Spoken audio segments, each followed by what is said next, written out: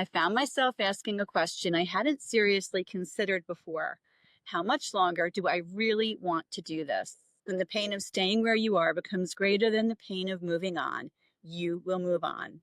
Today, I'm going to share what triggered these thoughts about an exit plan, my battle with breakdown anxiety and travel PTSD, and the two-part question every long-term RVer faces, and my wish list for what comes next. Hey everyone, welcome back to Making My Own Lane. I'm Nancy, and today we're talking about something that's been weighing heavily on my mind lately, my potential exit plan from full-time RV life. Now, before you panic and think I'm hanging up my keys tomorrow, let me be clear. This is about planning ahead, being intentional, and sharing the very real thoughts that go through a full-time RVer's mind after almost 3 years on the road. But first, let me thank you for all your great comments last week.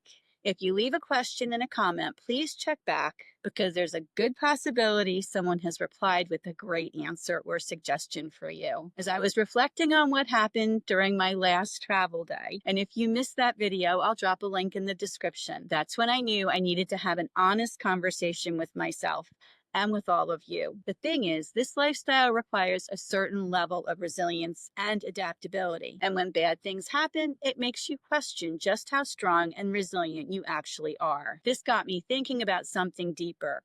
Was I actually manifesting these breakdowns? Now, I know some of you might roll your eyes at manifestation talk, but hear me out.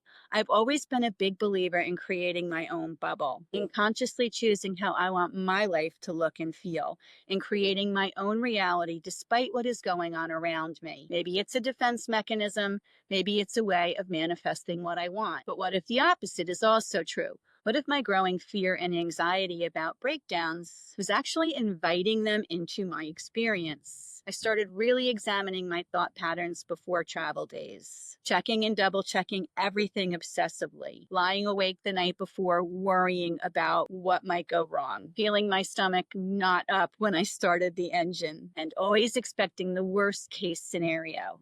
That's not the person I was when I started this journey. That's not the mindset that got me to this point in my life at 62 years old in the first place. I remember being in my early 20s. Anyone else do this?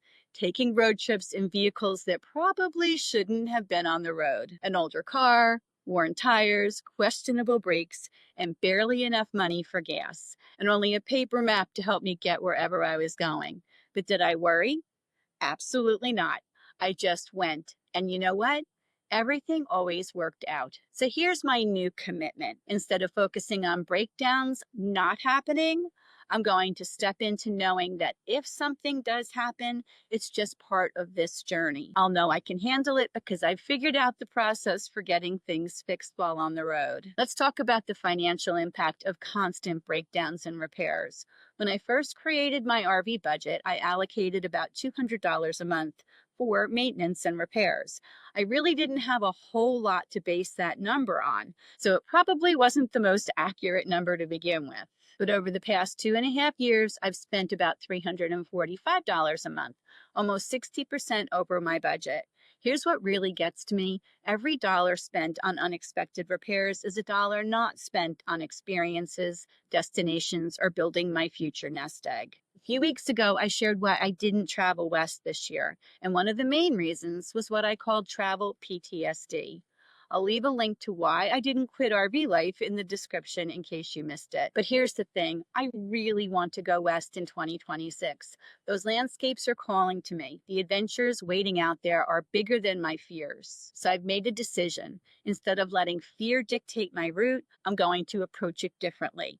If a breakdown happens, it's part of the adventure. It's a part of the story that I'm writing. I'm confident in my ability to handle whatever comes up because I've proven it to myself time and time again.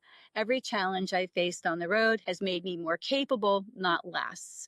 For anyone else dealing with travel anxiety, here's what I'm doing. I'm reminding myself that even a rough day on the road is better than a good day in the office. I'm going to get a good night's rest the night before. I'm going to trust my travel day prep routine and checklist that I have in place because that part has not failed me yet. Things that are happening on the road are not because of equipment failure I could have fixed in advance. I'm going to practice deep breathing techniques throughout my trip whenever I start to feel anxious. And I'm going to continue to keep my travel day time under 3 or 4 hours with the goal of arriving at my daily destination by 2 p.m.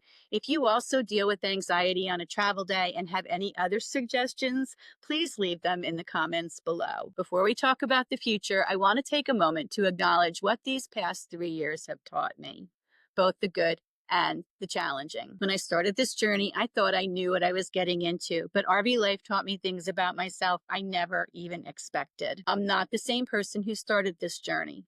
Now I am much more flexible and adaptable. Before RV life, I was someone who liked control and predictability. I'd get anxious when things didn't go according to plan. I'm able to slow down and appreciate living in the moment. I'm more open to meeting new people. I've learned to be more open to people in unfamiliar circumstances and to be comfortable with temporary relationships. At the same time, I've maintained deeper friendships with a handful of RVers whose travel patterns sometimes align with mine. I don't chase after what others think I should want. I no longer feel the need to upgrade perfectly functional items. I don't measure my worth by my salary or my title or my address. And I've gained a bigger understanding of a diesel engine, more than I ever cared to have. So that brings me to the bigger question. How long do I really want to do this, and what do I want to do next? Here's my current thinking, and I want to emphasize I am not making any final decisions for at least another year and a half. This is all about intentional planning and dreaming. I definitely want to travel in 2026. That Western trip is happening. And I'd probably like to return to Maine in 2027 because that place just speaks to my soul, with not only the beauty of the area, but with my family roots and history. But after next year's adventures, I'm asking myself, do I want to continue moving every 2 to 3 weeks all year long? So here's my choices. Option one, keep doing exactly what I'm doing. And the pros to that are getting to stay in different campgrounds, each with their own positive points, and saving money by using my Thousand Trails membership instead of paying for a seasonal site, and a cost savings of about $6,000 a year.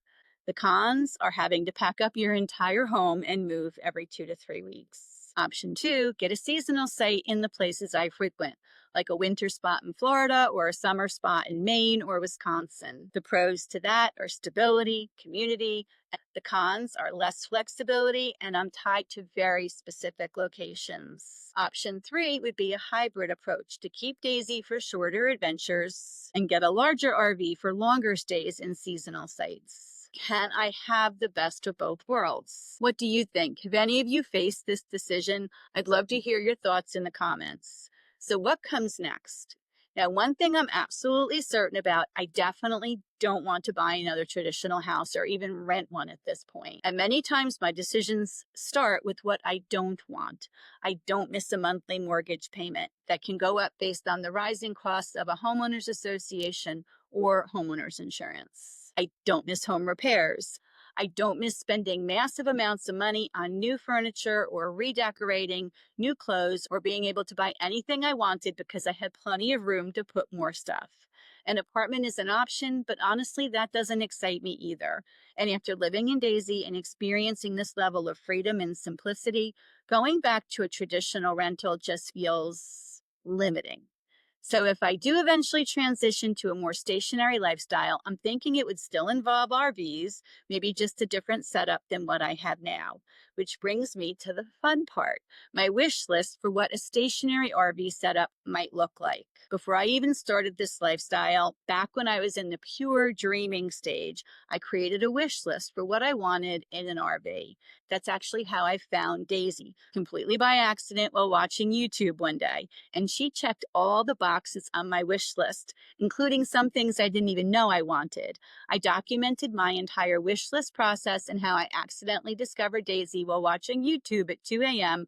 on my website. I'll leave a link in the description for that blog post if you're interested in learning more. So here's my new wish list for a potential larger RV that would be used for more stationary living with occasional shorter trips. One is an outdoor kitchen. Imagine being able to cook outside without hauling everything in and out. Perfect for entertaining in those gorgeous evening meals with friends. Two, a real couch, and entertainment space area, somewhere comfortable for multiple people to gather, watch movies, or play games. 3, a dedicated coffee bar, because you all know how important my morning coffee is.